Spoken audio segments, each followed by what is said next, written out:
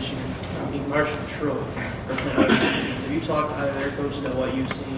If they call me and reach out to me, I'd certainly help them. I reached out to Coach Kill, just because we play Idaho. And I also reached out to Coach Kill because, a lot of his head coaching experience, was at Southern Illinois, and this was his first bowl experience as a head coach last year. And I just said, we had both been through the playoffs. At Richmond, we were in the playoffs a couple of times. At Fordham, when I was an assistant at Villanova, we'd been through the playoffs. And I just said, give me your mindset of how you approach a bowl game as compared to how you approach a playoff game. And we talked schedules and what he thought were points of emphasis. And I've talked to as many head coaches as I can about bowl schedules. And there's all different plans. If you play an early bowl, what do you do? If you play a bowl between Christmas and New Year's, what do you do? If you play a January bowl, what do you do? And the whole key is to keep your players fresh, but to keep them prepared. And how do you keep that balance? And we're going to come up with our final schedule here today and make sure that we're able to do both. And how is the I don't have a question. I'm just kidding. Well, if you think of it, I'm not going anywhere. What about, Coach? Most coaches preparing for bowls right now are getting ready for warmer climates. How do you, prepare for this kind of situation where I don't think it's going to be warmer than 40? Well, I think we're in the best state in the conference to prepare for the Humanitarian Bowl. So,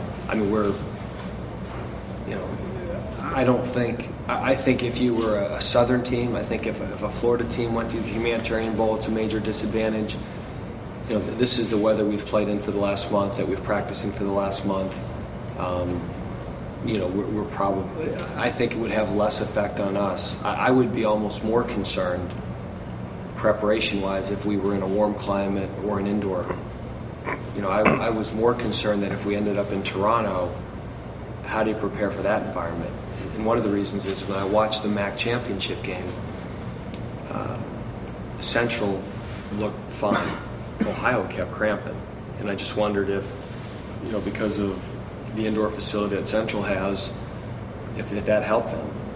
And I was very concerned that if we played in a large indoor place, whether it be Toronto or Detroit, I was more concerned about that. So when I found out it was in Boise and it's outdoors, I'm sure our players would like to be going to the beach occasionally, but I think our climate will help with that. I remember what I was going to ask you now. How is the bowl game and Freddie's Political possibility tomorrow helped you recruiting so far?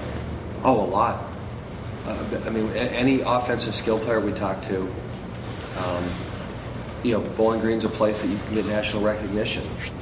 And whether it was Omar Jacobs or now Freddie Barnes, the fact that he was on ESPN's First Take, the fact that he was on the Dan Patrick Show.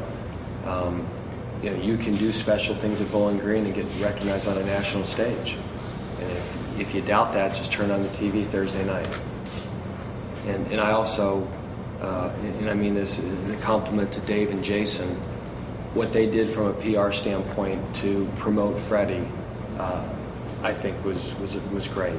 It says that if you do perform like that and you play at a high level, that we have an SID staff that's going to do everything in their power to make sure you get the recognition you deserve. And the recruits are aware of our website, www.freddiebarnes.com, and the packet we put together and sent to potential voters.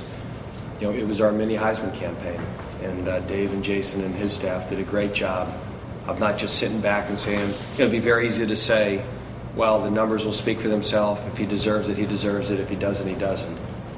We were very proactive with that, and I think that helped Freddie. So considering that Idaho is one of Boise's conference rivals, do you maybe anticipate that some of the Boise fans will come onto the game and root for Bowling Green just because it's kind of a familiar team to them? Or I hope so. If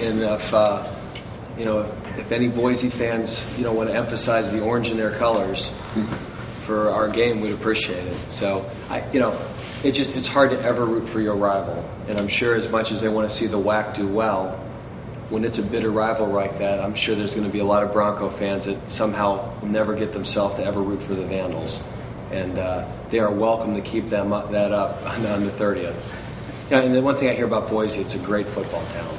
That they love their football there, and that's one of the reasons that the Humanitarian Bowl has been so successful. Is it's in a location that people love football.